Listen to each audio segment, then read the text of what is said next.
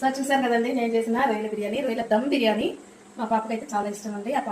ముందుగా రొయ్యల్లో ఉప్పు, పసుపు, కారం, ఒక నిమ్మ చెక్క, ఒక స్పూన్ పెరుగు, అల్లం వెల్లుల్లి పేస్ట్, కొంచెం గరం మసాలా, ఇవన్నీ ఒకసారి అన్ని కలిసేటట్టుగా కలిపేసుకుందాం. ముందుగా కడాయి పెట్టుకొని నూనె పోసుకుందాం. నూనె వేడెక్కాక బిర్యానీ మసాలా అయితే వేసుకుంటున్నా.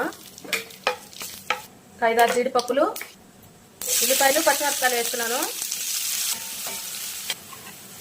ఉల్లిపాయలు వేగిపోయినాయండి. కొంచెం అల్లం చిల్లిపాయ పేస్ట్ వేస్తున్నా. వేగిన తర్వాత కొత్తిమీర, పుదీనా వేస్తున్నా. టమాటాలు కూడా వేస్తున్నా.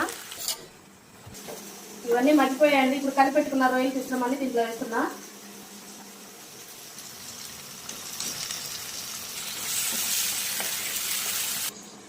మగ్గిపోయిందని చూద్దామండి.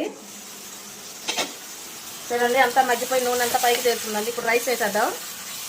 ముందుగా బాస్మతి రైస్ని కడిగి పెట్టుకొని షాజీరా, చెక్క, లవంగా, యాలకులు అన్నీ వేసి ఉడకపెట్టుకున్నానండి. దాన్ని అయితే వేసేస్తున్నా.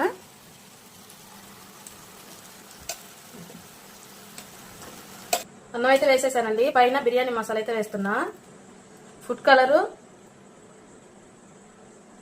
పుదీనా,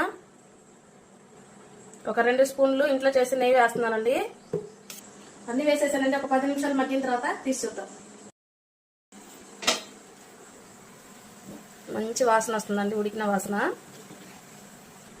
చూసారు కదండి ఎంత చక్కగా వచ్చేసింది అన్నం. ప్లేట్లోకి అయితే సర్వ్ చేసాను. సార్ చూసారు కదండి నేను చేసిన రొయ్యల బిర్యానీ, రొయ్యల దమ్ బిర్యానీ. మా పాపకైతే చాలా ఇష్టం అండి. ఆ పాపకైతే పెట్టేస్తా. సో వీడియో చూసి ప్లీజ్ లైక్ చేయండి, కామెంట్ చేయండి, సపోర్ట్ చేయండి. Thank you for watching. Bye.